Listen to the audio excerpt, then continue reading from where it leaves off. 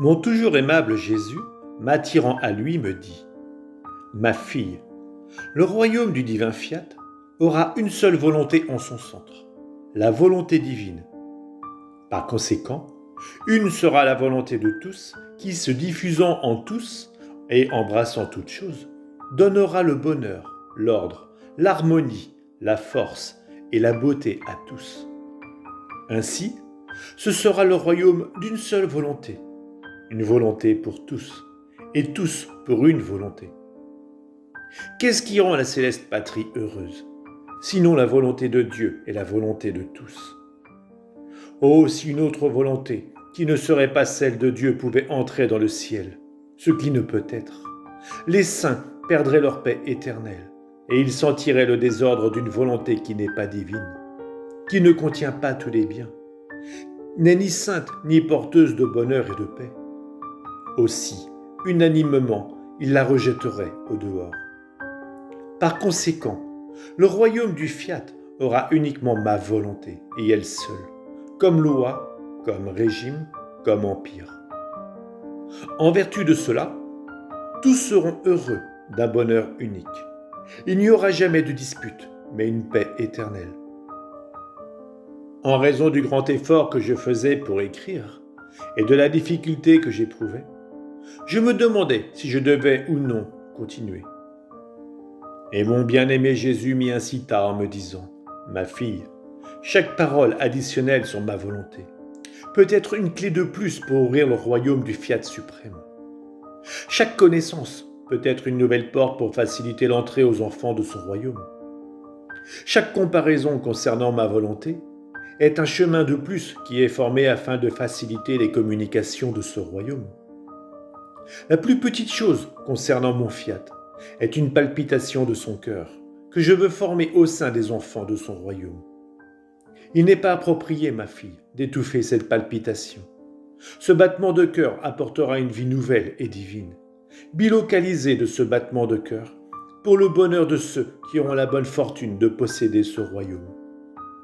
Ne sais-tu pas que pour pouvoir dire qu'un royaume existe, il faut premièrement le former et ensuite dire qu'il existe ?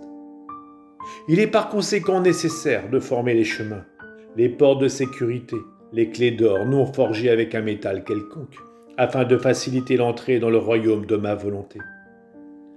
Un chemin de moins, une clé introuvable, une porte fermée à clé peut rendre l'entrée de ce royaume plus difficile. Par conséquent, tout ce que je te dis sert non seulement à former ce royaume, mais aussi à faciliter le travail de celles qui veulent le posséder. Ainsi, la fille première-née de ma volonté doit s'efforcer de faciliter tout ce qui concerne le royaume du fiat éternel. Je poursuivais alors mes actes dans le suprême vouloir, me trouvant en dehors de moi-même. Je parcourais toute la création, poursuivre la divine volonté en chaque chose créée. Et en faisant cela, le voile de chaque chose créée était déchiré, et je pouvais voir en elle la sainte volonté, accomplissant chaque acte que contient chaque chose créée, toujours en opération, sans jamais s'arrêter.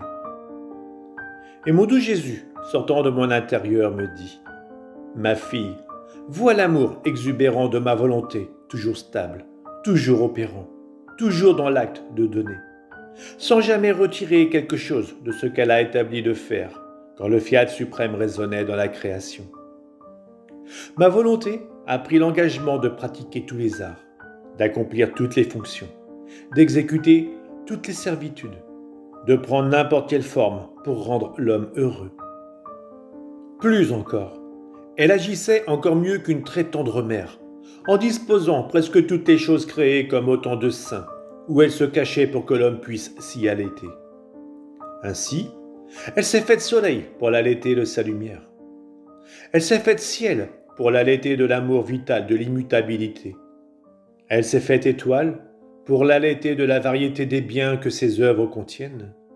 Elle s'est faite eau, plante et fleurs pour l'allaiter de l'eau de sa grâce, pour apaiser sa soif, et pour le nourrir de sa douceur et de ses chastes fragrances.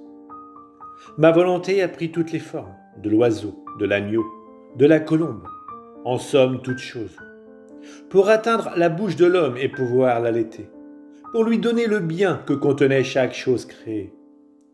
Seule une divine volonté qui a créé toute chose dans un débordement de son amour pouvait prendre autant de formes, exécuter autant de fonctions, être aussi persévérante, sans jamais cesser d'accomplir ses actes.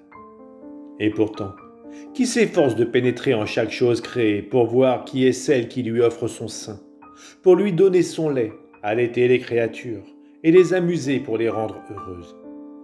Presque personne. Ma volonté se donne continuellement. Elle place sa vie en chaque chose créée pour donner la vie. Les créatures ne daignent même pas la regarder et voir celle qui les aime tant et qui est la vie de leur vie. Aussi la douleur de ma volonté est grande de tous ces rejets des créatures. C'est pourquoi, avec une divine et invincible patience, elle attend ses enfants qui, la reconnaissant, pourront déchirer le voile des choses créées qui la cachent, reconnaîtront le sein de leur maman, et avec reconnaissance, iront se nourrir comme de vrais enfants à ces seins divins. La gloire de toute la création, de toute la rédemption, de ton Jésus et du fiat éternel, sera complète lorsque les enfants de son royaume s'attacheront à sa poitrine pour s'y allaiter. L'ayant reconnu, ils ne s'en détacheront plus. Elle leur donnera tous les biens, et elle aura la gloire et la satisfaction de voir tous ses enfants heureux. Et ses enfants auront l'honneur et la gloire d'imiter la mère, qui, avec tant d'amour, les garde sur son giron pour les nourrir de son lait divin. Ma volonté se trouve actuellement dans les conditions du soleil, lorsque les nuages empêchent la plénitude de sa lumière de recouvrir la terre de tout son éclat. En raison des nuages, le soleil ne peut pas déployer toute la lumière qu'il contient, comme si les nuages empêchaient la gloire du soleil de donner libre cours à sa lumière, pourtant toujours la même. De la même manière, les nuages de la volonté humaine empêchent la course que le soleil de ma volonté voudrait poursuivre vers les hommes. Parce qu'il ne peut pas communiquer tous les biens qu'il contient, à travers la création ou directement. Sa gloire est interceptée par les nuages de la volonté humaine. Mais lorsqu'ils connaîtront le fiat suprême et deviendront ses enfants, ces nuages seront enlevés. Ma volonté pourra donner les biens qu'elle possède. Notre gloire sera alors complète chez les créatures.